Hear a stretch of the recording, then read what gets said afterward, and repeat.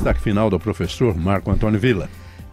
Conceito sociológico existe para ser bem aplicado e no cotidiano do jornalismo, das análises no calor da hora, que são sempre mais difíceis, muito mais difíceis de serem realizadas do que aquelas ao longo do tempo, em que você tem um material, fontes, uma reflexão mais cuidadosa e com mais tempo, faz com que muitas vezes um conceito seja utilizado aleatoriamente. Então, por exemplo, hoje nós até conversamos sobre a questão de populismo. Não é possível chamar populista o presidente dos Estados Unidos e o presidente da Rússia, antiga União Soviética, que emagreceu, eram 15 repúblicas, hoje é uma só, né?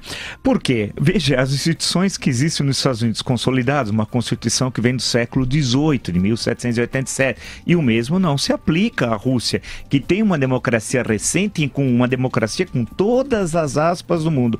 Portanto, a estrutura do poder nos Estados Unidos e na Rússia são radicalmente distintas. Sendo assim, a ação do ator político, o presidente Trump ou o Putin, é totalmente diferente. Então, chamar de populismo Rússia e Estados Unidos é um equívoco.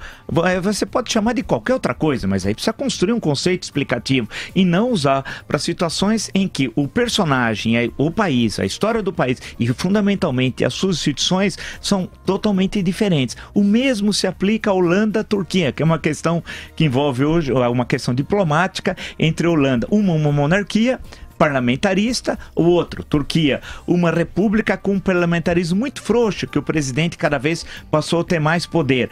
Um país laico peronomútil, como é a Turquia nos últimos uma década e meia, né? Aquela república laica fundada por Atatürk, isso ao longo do tempo ela foi perdendo essa característica, e o outro, uma monarquia de um país, entre aspas, extremamente liberal, como é a Holanda, tal, em que as instituições foram construídas desde o século XVII, num longo processo histórico que envolve a libertação da Espanha, uma longa história. Portanto, não é possível aplicar a categoria populista à Holanda e a mesma categoria à Turquia, que vive situações históricas distintas, inclusive na contemporaneidade. Portanto, categoria existe para ser devidamente aplicada, senão ela não explica nada.